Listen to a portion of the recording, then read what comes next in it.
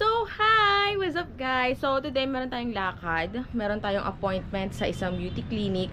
At ipapaayos po natin ang ating lips. Okay, so, samahan niyo ako for today's video sa ating lakad.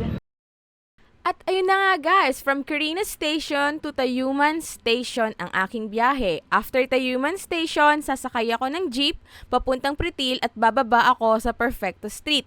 May konting lakad na lang yan guys hanggang makarating tayo sa kanilang mismong clinic. At ayan na nga, kung inyong makikita, ang kanilang clinic ay nasa second floor. So, doorbell. Second floor siya. Ay! Gulat ako. Gulat ako sa'yo. So, ay, hello. Ganda naman. Parang naano ako pumasok. So, andito na ako sa kanilang clinic. Ayan. Ang ganda ng kanilang ano. Oh, yeah. Diba? Tanungin natin mamaya kung ano yung gagawin sa atin. Para may idea din kayo. Home base lang siya, pero I assure you, maganda yung gawa nila. So, meron akong lipstick. Kailangan ko munang i-remove. Sa eraser.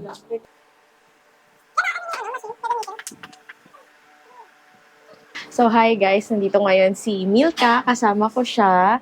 So, i-explain niya sa akin yung mga gagawing procedure regarding dun sa lips ko. So, anong procedure yung gagawin mo sa akin? Ang gagawin namin procedure sa kanya is plasma blast lip, yung para stretch yung lips niya. Kasi yung lips niya, kung makikita nyo, is lukot.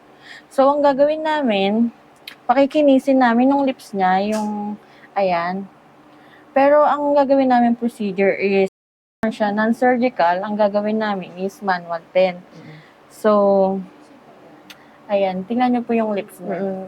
Aminado ako guys, na choppy lips ako.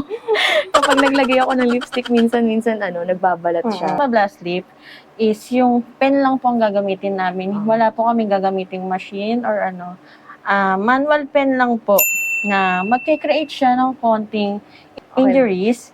Then magke-create siya ng bagong collagen sa kanyang lips niya. Gihiling siya ng 7 to 14 days, 4 to 8 weeks Yung ang result niya. 4 to 8 weeks pa. Yun. So, paano yan?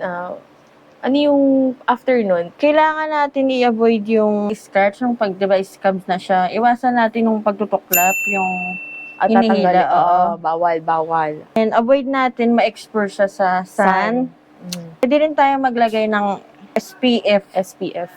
Yes. Yung nilalagay sa skin, pwede siya dito sa lips ilagay. Okay. Tsaka bawal mo na mag-sauna or ano, yung mga pools, mga heavy sweating na magpapapawis. Sa lips. Sa Also, lips. bawal muna yon. I-avoid din natin yung mga retinol, tsaka yung mga ginagamit na AHA. Ala!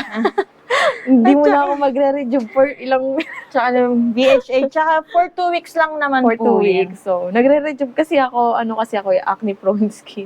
Then, yung benepisyo naman ng Blastmol Blast Lip is skin tightening, lifting.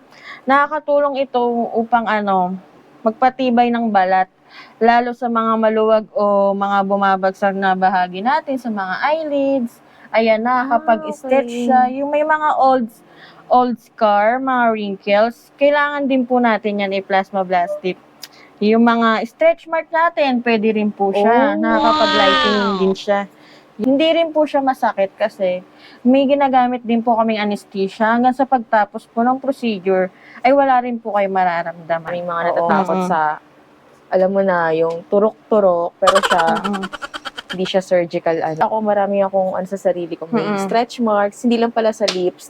Siyempre, tumatanda na rin tayo. Minsan may mga wrinkles na rin tayo. So, gusto ko yung benefits niya.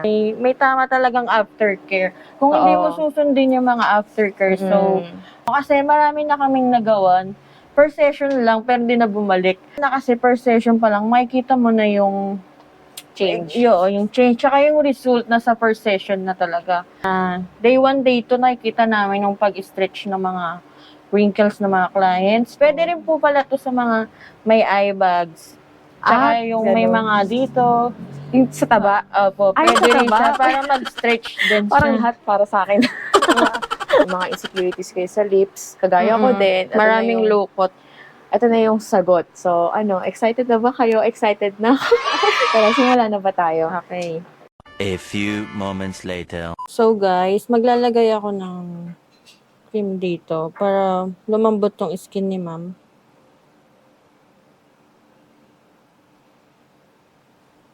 Yan. Hintayin natin yung 15 minutes. So, sa mga oras na yan, kailangan ibabad ng 15 minutes ang aking lips para lumambot. Bigyan na natin siya ng anesthesia. Yan. Spread lang natin siya. So, after mga 30 minutes, A few moments later. So, after 30 minutes, sobrang manhid talaga ng labi ko dyan, guys. Kasing manhid na nang nararamdaman ko sa kanya. Oh! Yung tipong kahit anong gawin niyang pananakit sa'yo, hindi ka na natatalaban kasi nga, sobrang manhid ka na. Oh, di ba? Natatawa ako, bakit ba napunta tayo sa hugot? Ang usapan lang naman nilagyan ng anesthesia ang aking labi para magmanhead. O, yan na nga, at nakikita nyo na nagsimula na kami sa aming session. Mga B, kahit ginagawa yung labi ko dyan, walang makakapigil sa aming pagmamaritesan. So, ayan. Tapos na yung procedure na ginawa sa akin, guys. Kung makikita nyo, ayan, fresh pa yung, sugat. So, magpapagaling muna tayo ng mga ilang weeks. Ayan. Pero nabawasan na yung niya. Nabawasan na yung lukot. Nag-stretch na din yung lips ko. Parang, bawal ka muna humalik. Private lunch. Ayan. Naramdam ko pa yung anesthesia. Ang ganda. Parang parang bumalik ako sa pagiging teenager. Galing ni Milka. Thanks, Milka.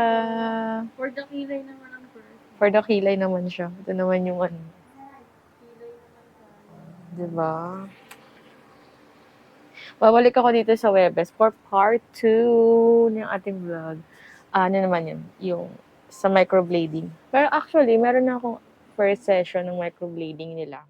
Hi, ako po si Miss Yang. Sa mga gustong mag-message sa Miracle Beauty Private Studio, message lang po kayo sa page namin. Marami po kayong mga promo at marami din po mga services like facial at iba pa. Thank you po. So, ayun guys, yun muna for today's video. Ay magbababay muna tayo. Thank you so much sa lahat ng mga staff. Kung nagustuhan niyo yung video na to, don't forget to hit like and subscribe. And kung pwede, sana i-share niyo na rin. Kung gusto niyo itong mga gantong beauty tips. Diba? Thank you so much. Bye!